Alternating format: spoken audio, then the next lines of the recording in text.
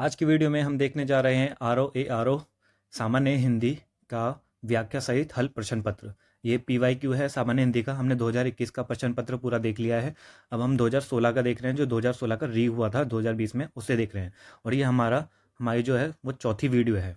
ठीक है, ये चौथा पार्ट है हमारा।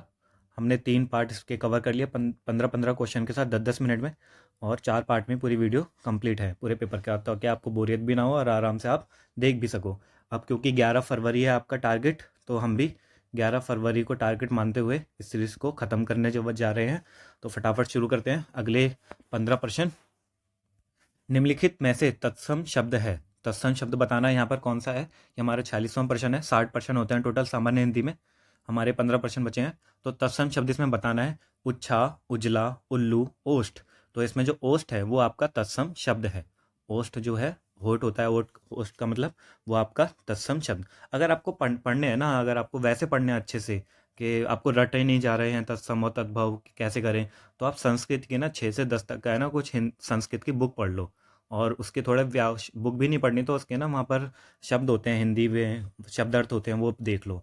तो अगर किसी से रटा नहीं जाता, ये उसके लिए है बस। तो उसमें ना अच्छे से बता हुआ होता है कि ओष्ठ, होठ, ऐसे शब्द लिखे होते हैं और ये वहीं से ही उठाए जाते हैं सारे के सारे। तो आप उसको देख सकते हो। 6 से जो 10वीं की NCERT होती है संस्कृत की, ठीक है, संस्कृत की जो NCERT है आप उसे देख सकते हो इस चीज़ के लिए।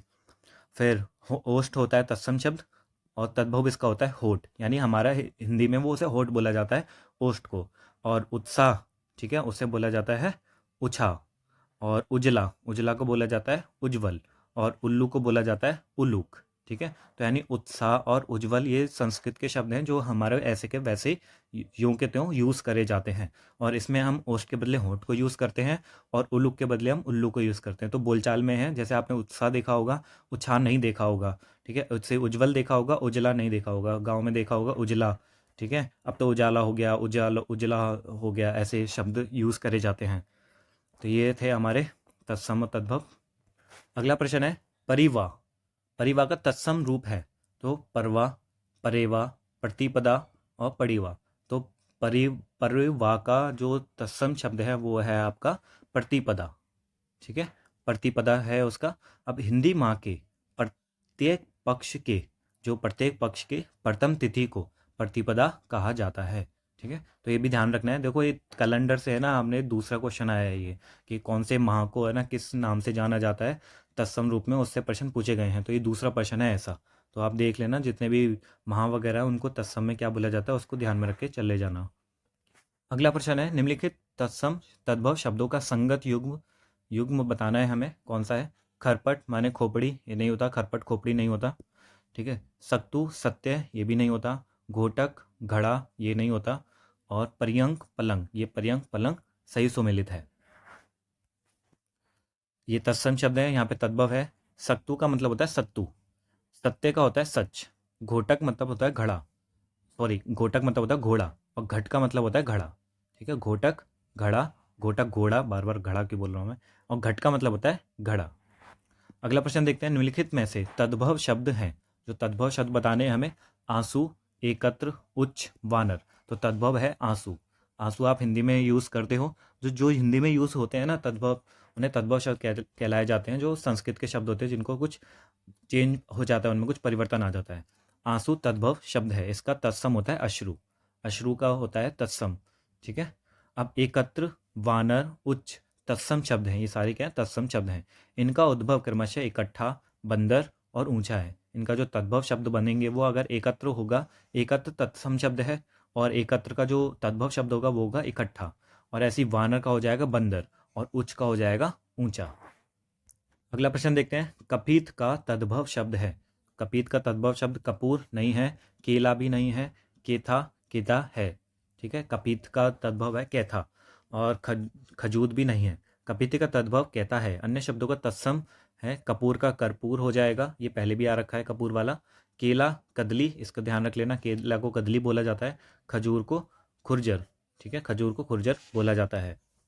अगला प्रश्न देखते हैं। निम्नलिखित शब्दों में से कौन सा शब्द गुणवाचक विशेषण है। गुणवाचक ही पहले भी आ रखा है, जो किसी को गुण बताता है उसे गुणवाचक बोला जाता है।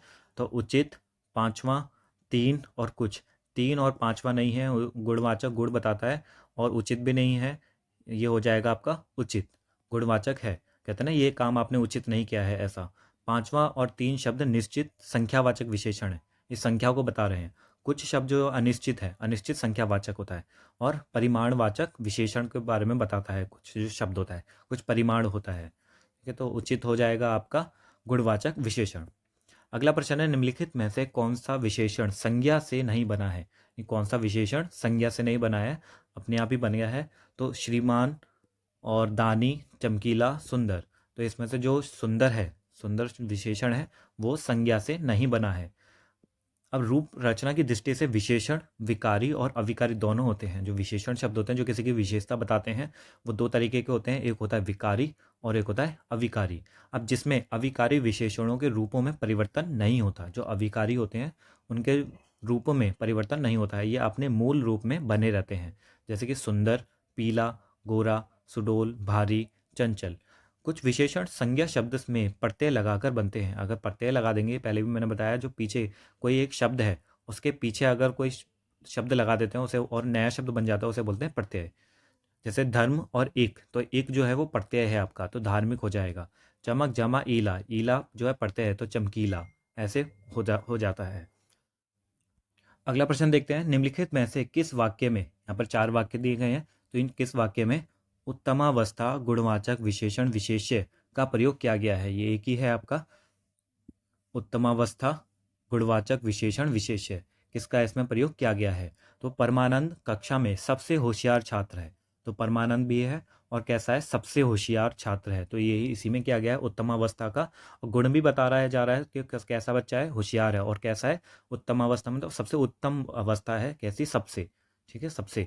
और ये विशेषता बताया जा रहा है, विशेषण विशेष्य की विशेषता बताई जा रही है, छात्र है और परमानंद, ठीक है। यहाँ पर ये विशेष्य हो गया, किसकी विशेषता, जिसकी विशेषता बताई जाती है वो विशेष्य होता है। तो यहाँ पर पहला हो जाएगा आपका सही आंसर।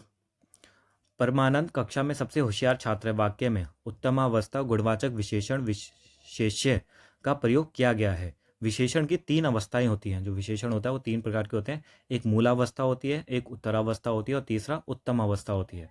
अब मूलावस्था में क्या होता है, जिसमें किसी संज्ञा या सर्वनाम की सामान्य स्थिति का बोध हो। मूलावस्था में सामान्य स्थिति का बोध कराया जाता है। जैसे मोहन अच्छा लड़का है, सामान्य अवस्था है। उत्तरावस्था में होता है जिसमें 2 संज्ञा या सर्वनाम की तुलना की जाती है, जैसे महेश राहुल से अच्छा है। और उत्तम अवस्था में होता है जिसमें 2 से अधिक संज्ञा या सर्वनाम की तुलना करके एक को सबसे अच्छा है, सबसे या बुरा बताया जाता है, जैसे अकबर सबसे अच्छा है। ये आपकी डिग्रीज होती हैं, जैसे आपने इंग्लिश में पढ़ा होगा डिग्रीज, और उसी में ही होती है, सब 3 डिग्री होती हैं आपकी।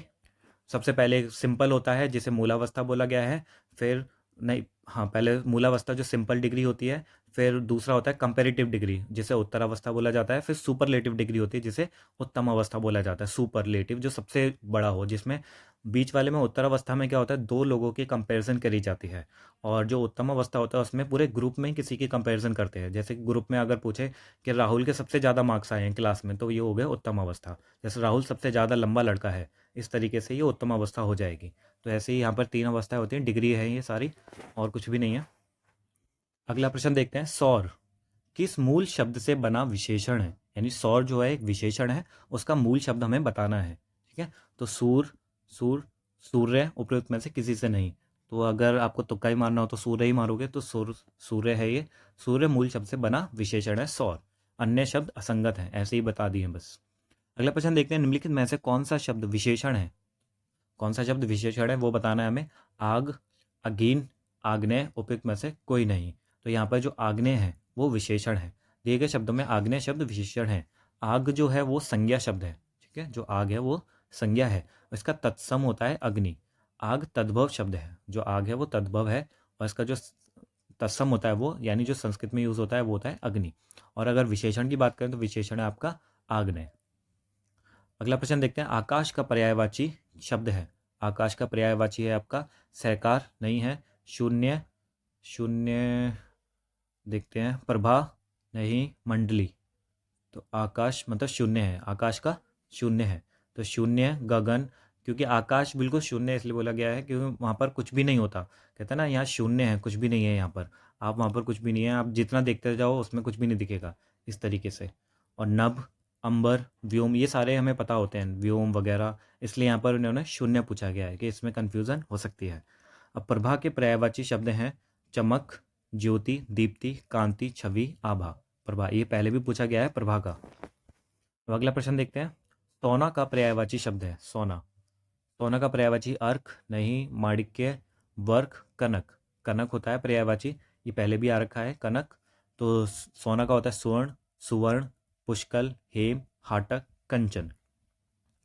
अर्क का पर्यायवाची होता है सूर्य, रवि, भानु, दिनकर, दिवाकर, भास्कर आदि।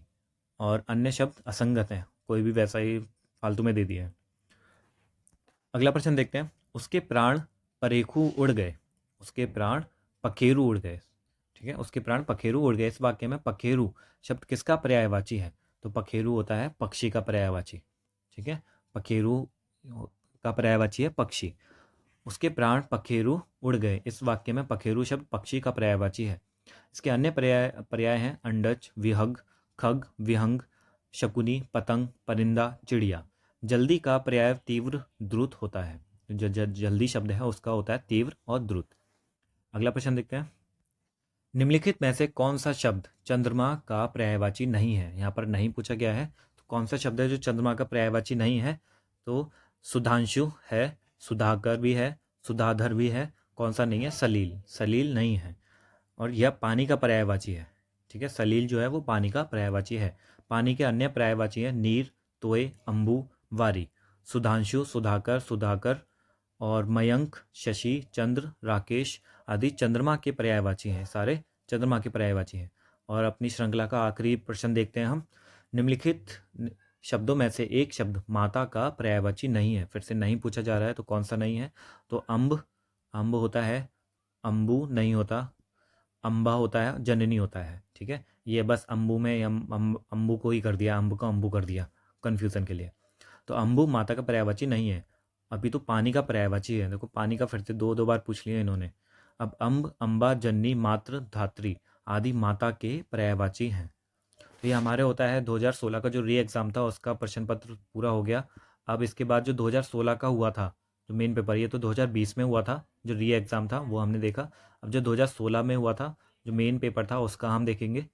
उसके हम ऐसे ही 60 क्वेश्चन पूरे देखेंगे PYQ की सीरीज़ में।